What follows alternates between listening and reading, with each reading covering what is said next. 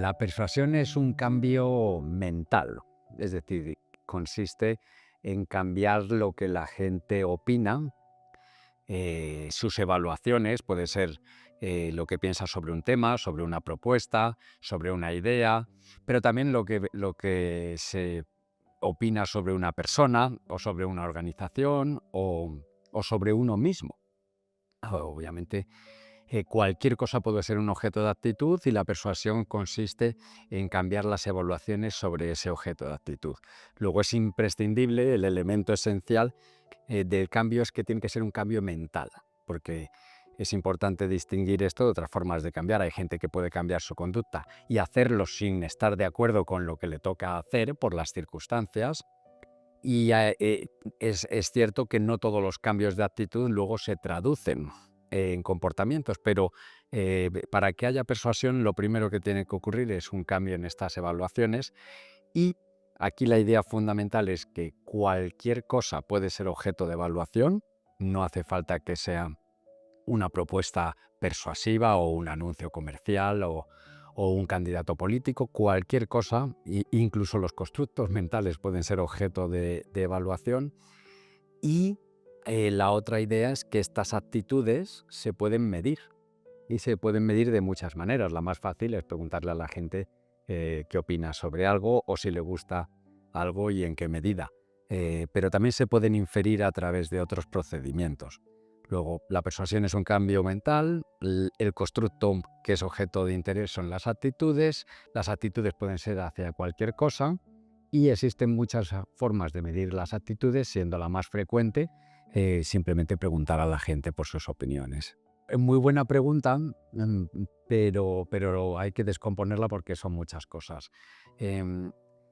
La primera idea es muy pertinente y es que no todos los cambios son igual de estables, no todos los cambios son igual de resistentes, ni todos los cambios son capaces de predecir la conducta de la misma manera. Luego, esta es una primera idea que conviene destacar, y es que efectivamente tú puedes convencer a alguien y sin embargo que luego eso dure poco a largo plazo.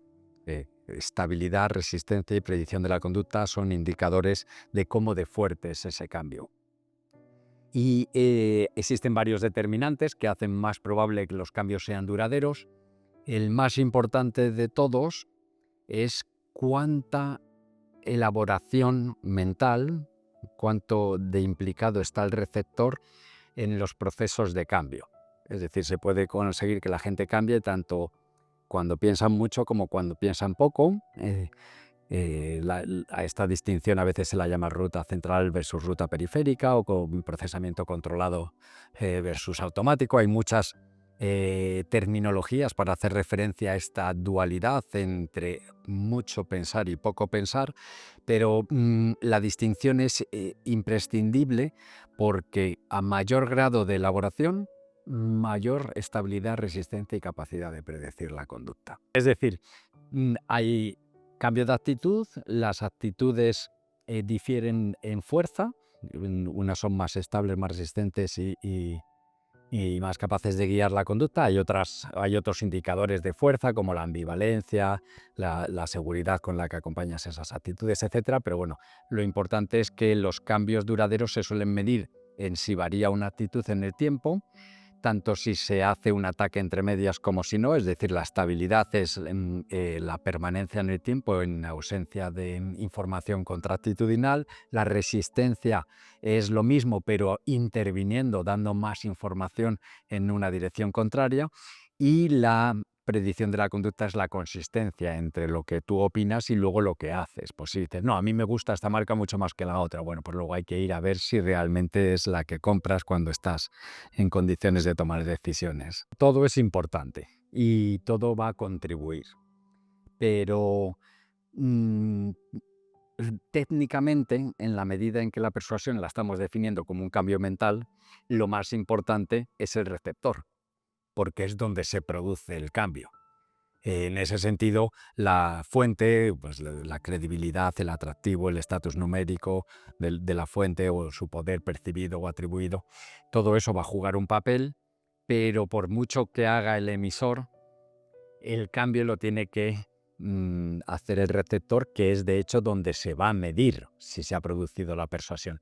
La persuasión no se mide en si el emisor percibe que ha conseguido influir o cambiar al receptor, se mide en las actitudes del receptor, o bien antes y después de una intervención o una propuesta persuasiva, o bien se comparan distintos tratamientos persuasivos en cuánto cambio producen en las actitudes después de recibir esas distintas intervenciones o tratamientos. Y por tanto, si hay que quedarse con uno, el receptor es el más importante, pero todos los elementos van a contribuir.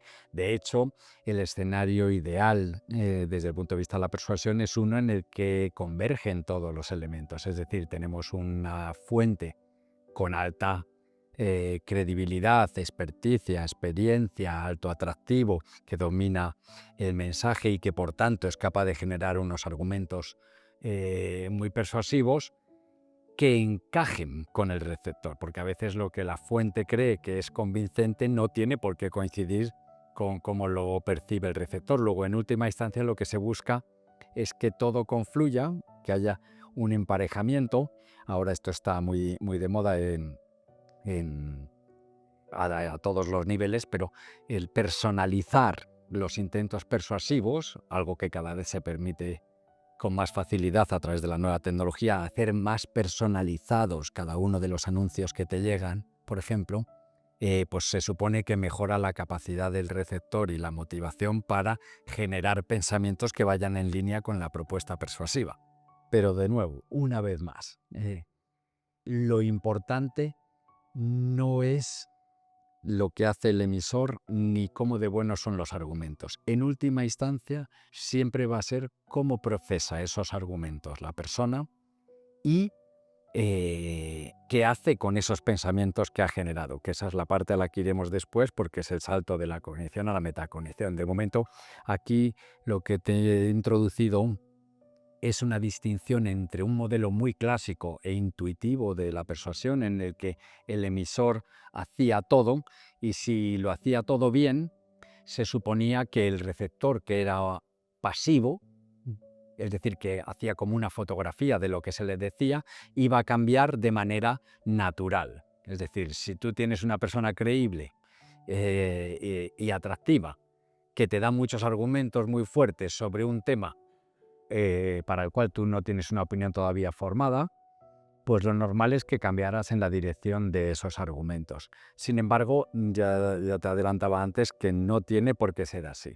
De hecho, ese ha sido el cambio del modelo del aprendizaje clásico, el intuitivo, que estuvo muy bien en su momento para empezar a hacer investigación, porque no solo empezaron a medir las actitudes y a comparar grupos después de distintos tratamientos, sino que fueron capaces de especificar cuál era el proceso responsable de los cambios. Según ese enfoque, la hipótesis que tenían es que era el aprendizaje. Luego lo que hacían era preguntar a los receptores no solo por sus actitudes, sino por cuántos argumentos recordaban haber leído o haber escuchado. Y la idea era que cuanto más recordasen, más tendrían que haber cambiado.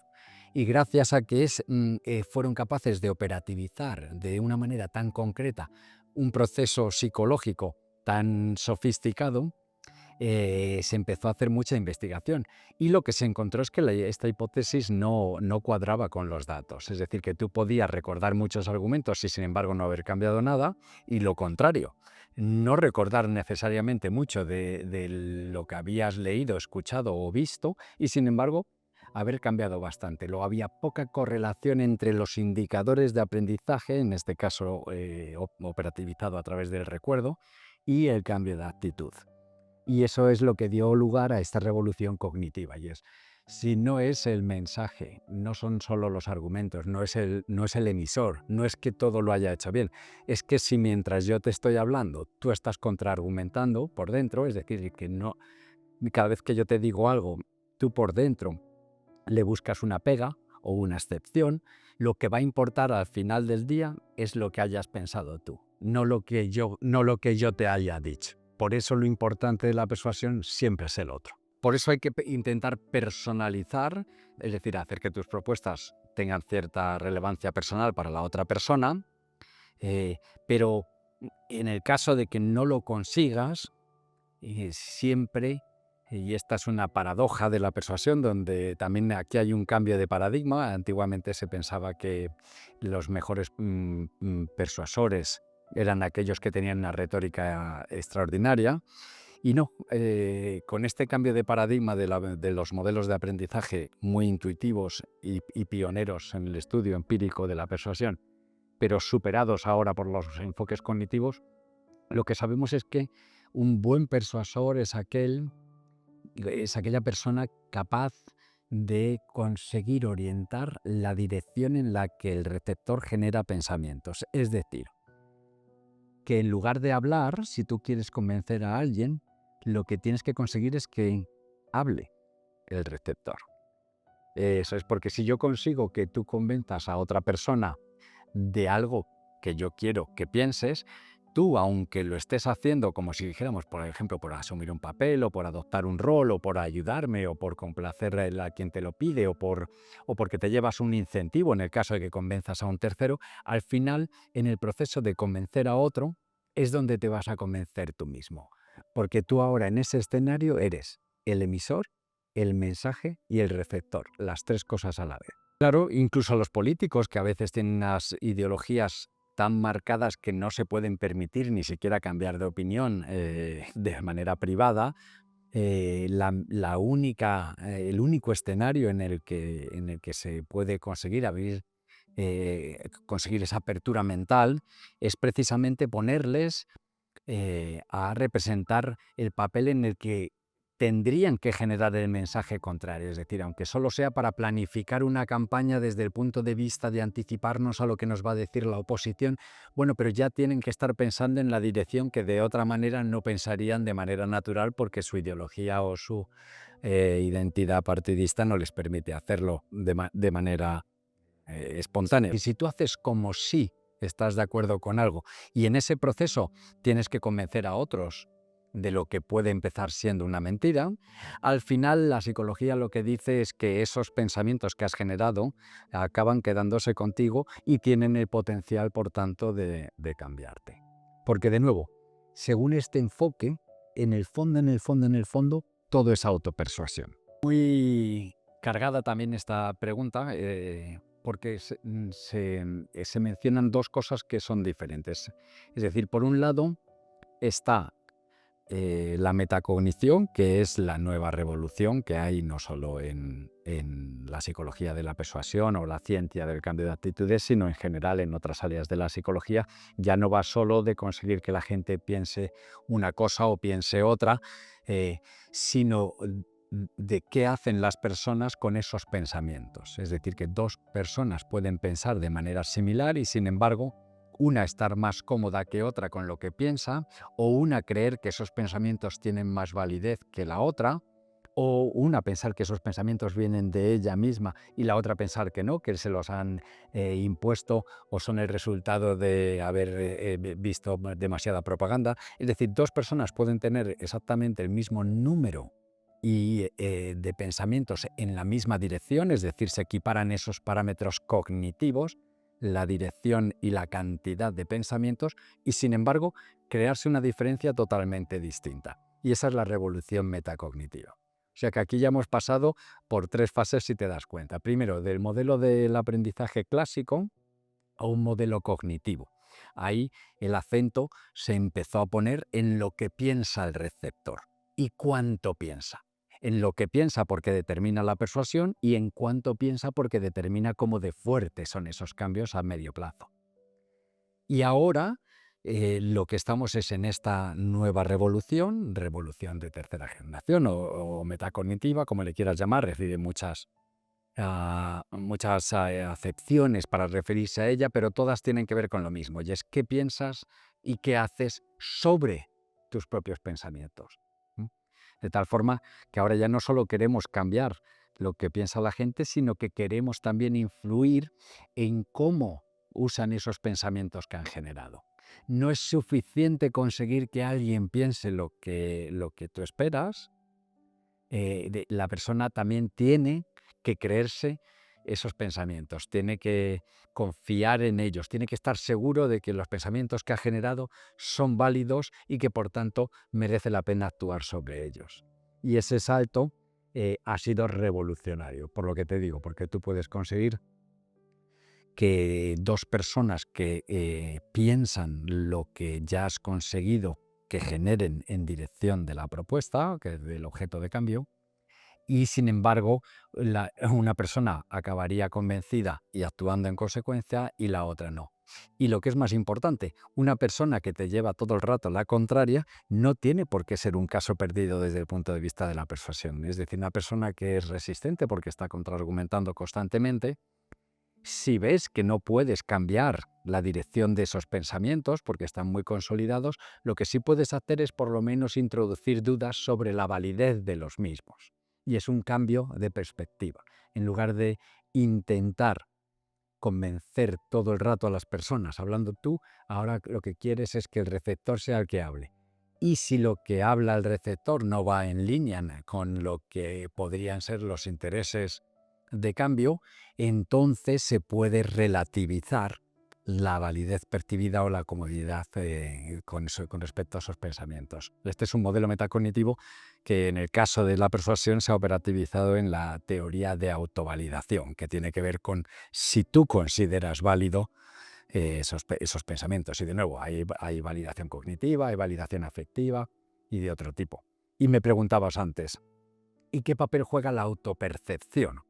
Bueno, por un lado, si nos referimos a la autopercepción como la percepción de los propios pensamientos, pues entonces estaríamos en este que es salto metacognitivo. Pero originalmente en psicología, la autopercepción es un mecanismo de atribución causal. Es decir, que igual que yo infiero que las demás personas están contentas cuando les veo sonreír, o si veo que una persona está frunciendo el ceño, puedo deducir, puedo inferir que debe de estar sintiendo ira por dentro. Eh, este mecanismo de autopercepción, que el autor más representativo es Daryl Benn, una figura de la psicología, lo que dice es que esta capacidad que tenemos para atribuir estados internos a las demás personas basándonos exclusivamente en la observación de su conducta externa, eso lo hacemos tanto y tan bien que nos convertimos en máquinas de hacerlo todo el rato, de tal forma que si luego nos vemos a nosotros en una conducta y no sabemos por qué estamos ahí, me veo en la cocina abriendo la nevera, ¿y a qué venía yo? Debe ser que tenía sed. Es decir, acabas aplicándote este mecanismo de atribución a ti mismo. Y dices, pues mira, si sonrío debe ser porque estoy feliz. Si lloro es porque estoy triste, no porque haya estado cortando cebollas a alguien antes en la cocina. Si tengo mariposas en el estómago es porque me gusta la otra persona. Y todo eso ha formado parte de la persuasión a través de un paradigma que se llama de persuasión corporal o de el término en inglés es embodiment, es la cognición corporal, en la que hay muchos estudios clásicos, pero lo que haces es que asignas a distintos receptores a que hagan comportamientos, pues por ejemplo, en el caso de la persuasión, tú puedes coger un grupo de 100 personas, la divides aleatoriamente en dos grupos, a uno le pides que siga una bola que se mueve verticalmente en la pantalla, como si estuvieran diciendo que sí, y a otros, en los otros 50, que lo muevan horizontalmente. Y algo tan sencillo como esos movimientos de cabeza pueden influir en lo que opinen sobre lo que están viendo en la televisión en ese momento, sea un candidato político o sea un anuncio comercial. Y además, y esta es la parte más compleja, no solo las respuestas corporales del receptor pueden ser una fuente de cambio de actitudes, sino que los mecanismos por los que se produce ese cambio no tienen por qué ser solamente tan sencillos como el que te decía antes, de, bueno, pues si estoy moviendo la cabeza o como si asintiera, debe ser que estoy de acuerdo, luego por tanto compro el producto o voto al candidato. No hace falta, eso por supuesto puede pasar, de la misma manera que que no solo la autopercepción, sino también el condicionamiento clásico y otros muchos procesos que no requieren ningún tipo de esfuerzo mental, simplemente son asociaciones sencillas. Pues si estoy sonriendo mientras oigo esta canción de Eurovisión, es que es la que me gusta. No hace falta que sea solamente esa inferencia automática. Ahora lo que sabemos es que los propios comportamientos motores del receptor también pueden cambiar las actitudes de ese mismo receptor a través de procesos más complejos y sofisticados, como es influir en si te sientes a gusto y si estás de acuerdo con lo que habías pensado. De manera que fíjate qué paradoja. Una persona que esté moviendo verticalmente la cabeza como asintiendo y que esté sonriendo como dándote la razón, si no tiene pensamientos, va a estar de acuerdo con la propuesta por un proceso de baja elaboración. Si está generando pensamientos positivos en respuesta a tu propuesta, va a utilizar esos pensamientos todavía más que si estuviera negando con la cabeza o frunciendo el ceño. Pero paradójicamente, si tuviese pensamientos negativos, y ahora estuviese haciendo estos comportamientos de validación, acabaría polarizado todavía más en negativo. Luego, lo que nos dice esta revolución metacognitiva es que hay que prestar atención no solo a la dirección y la cantidad de lo que se piensa, sino a qué se hace con esos pensamientos. Y los trabajos sobre embodiment, sobre esta cognición corporal, lo que nos dicen es que lo que uno piensa sobre lo que ha pensado también se puede ver influido por las posturas y los movimientos corporales que hacemos. Luego, es muy rico porque en psicología hay una tendencia general a pensar que si algo es físico, debe de implicar poca actividad mental. Esto lo arrastramos, es un dualismo clásico de Descartes. Parece que lo que es material no puede ser inmaterial. Luego, si estamos hablando de las respuestas corporales, si estamos hablando del físico, entonces los procesos por los que opera tienen que ser muy sencillos, no pueden implicar gran elaboración. De la misma manera que si estamos hablando de convencer a alguien manipulando el atractivo de la fuente, el proceso por el que cambia no puede ser muy elaborado, no puede ser un sesgo en la dirección de los pensamientos o conseguir que las personas piensen más o que estén más cómodas y seguras de lo que han pensado. No, porque todo eso serían atribuciones de alta sofisticación mental y no las solemos utilizar cuando de lo que se trata de explicar son variables físicas. Siempre hemos sabido que era importante. Eso seguimos sabiéndolo y de hecho lo que hacemos en todo caso es ampliar todavía más lo importante que es. El matiz está en por qué es importante. Es decir, siempre hemos sabido que eso es importante y que puede cambiar a las personas y que lo que yo hago como fuente no verbalmente te afecta a ti como receptor y lo que tú como receptor estás haciendo también te afecta a ti mismo. Eso lo hemos sabido siempre. Lo que pasa es que antes pensábamos que eso era importante porque funcionaba de una manera muy sencilla, por condicionamiento clásico, por asociaciones, por atribuciones de percepción. Pues si estoy haciendo esto debe ser por esto. Muy sencillo. Y lo poníamos casi en contradicción con una persuasión más elaborada en la que tenías que pensar. No, ahora sabemos que no es así, que no existe tal disociación.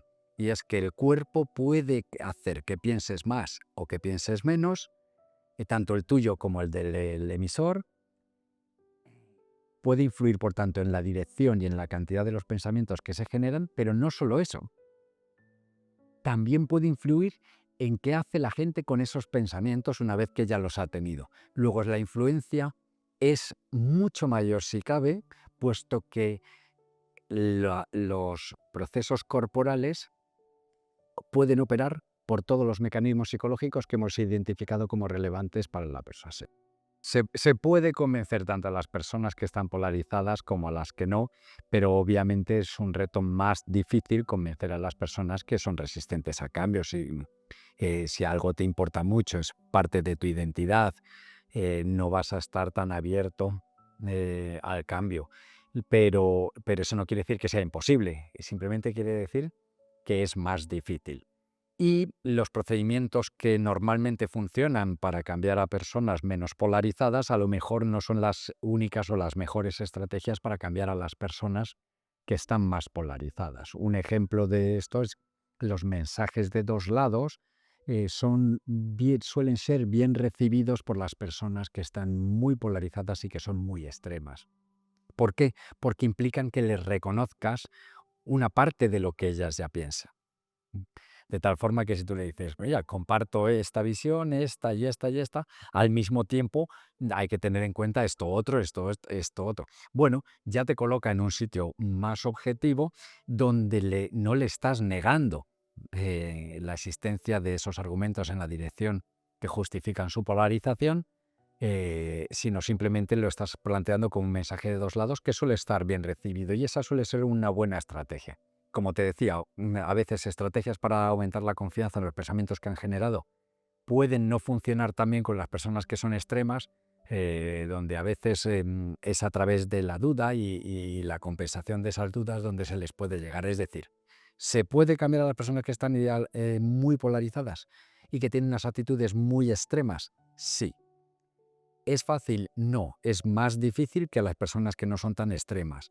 Y los procedimientos, las estrategias y a veces los mecanismos también pueden variar. Y esa es una nueva generación de trabajos que estamos haciendo en muchas universidades, dado que el clima que hay ahora implica no solo receptores con actitudes polarizadas muy extremas, sino también emisores cada vez más extremos, con unos mensajes cada vez más radicales y a través de unos medios que cada vez son también más extremistas. El objeto de actitud puede ser cualquier cosa. Luego, en principio, lo importante no es si es un candidato político, es el cambio climático, es el calentamiento global o es la actitud hacia las personas que queman el campo. No, no, o un coche eléctrico. Es decir, lo importante no es el contexto concreto o el objeto de actitud particular, sino qué mecanismos pones en marcha. Entonces, en la medida en que sigamos haciendo campañas en las que se asume que los receptores son pasivos y que se tragan literalmente todo lo que se les da de una manera natural, en la medida en que ese sea el supuesto con el que se trabaja desde las administraciones públicas y privadas, la probabilidad de acertar disminuye porque esos modelos han quedado falsados, han sido reemplazados por modelos que encajan mejor con los datos. Entonces, hay que tener en cuenta que los receptores son activos en su procesamiento de la información, que los pensamientos que generan son en última instancia los que van a determinar sus actitudes y que lo que piensen sobre esos procesos mentales que están teniendo, de dónde viene el origen de los pensamientos, hacia dónde van, si son muchos, si son pocos, si han venido a la mente con fluidez o les ha costado mucho. Tú fíjate qué paradoja. A veces se puede convencer más a una persona consiguiendo que te dé un solo argumento en lugar de que te dé 6. ¿Por qué? Porque cuando genera un único argumento es muy fácil que venga a la mente. Entonces esa fluidez con la que viene el pensamiento a la mente confirma, valida todavía más la validez del mismo. También la gente puede hacer una inferencia y pensar que si me ha venido tan rápido debe ser porque hay muchos más y esos mecanismos operan en condiciones diferentes. El caso es que un único pensamiento puede ser más persuasivo que 6 pensamientos en la misma dirección si estos últimos te han costado mucho generarlos. ¿Por qué? Porque acabas agotado y dices, bueno, no debe de haber muchos si me ha costado tanto, y además los que tengo no deberían ser tan válidos si me ha costado todo este mundo generarlos. Luego, ¿cómo se pueden mejorar las campañas públicas y privadas en distintos contextos para que haya un beneficio social a todos los niveles, no solo en relación con el cambio climático, sino con la inmigración, etcétera? Pues no tratando a los receptores como si fueran agentes pasivos que van a fotografiar lo que tú les digas de una manera simplificada, sino darse cuenta que los procesos mentales que generan son la clave de la persuasión, tener por tanto en cuenta la dirección y la cantidad de los pensamientos que tienen y qué hacen con esos pensamientos. Es decir, aplicar la ciencia a los contextos aplicados que corresponda, valga la redundancia. La desinformación en realidad, aunque ahora mismo es mucho más frecuente, pero siempre ha habido informaciones falsas, calumnias, etc. Claro, son difíciles de combatir porque en la mayoría de los casos tú recibes justo los mensajes que están de acuerdo con lo que ya has expresado antes. Es decir, que el escenario más prototípico es que un algoritmo registra todo tu comportamiento online, de esa manera deduce cuáles son tus actitudes y empieza a mandarte información que es consistente con lo que tú ya piensas. La información no tiene ni siquiera que ser constantemente falsa, basta con que te haga una selección de qué noticias ves o cómo te las plantea o te las enuncie o te las enmarque. De tal forma que tú cada vez estás más seguro, más convencido de lo que ya pensabas originalmente. Es el clásico sesgo de confirmación que verifica las creencias que ya tienes, pero en lugar de irlo buscando tú, te lo facilitan y te lo dan a ti. Entonces, esto ha existido siempre. La mayoría de personas nos queremos orientar a otros que piensan como nosotros, a los que son semejantes, a los del propio grupo. Luego ahora lo que pasa es que hay mucho más y es más difícil, pero las fórmulas siguen siendo las que le ha generado la psicología social para corregir la percepción de juicios. Es decir, hay que conseguir que las personas tengan la capacidad de discriminar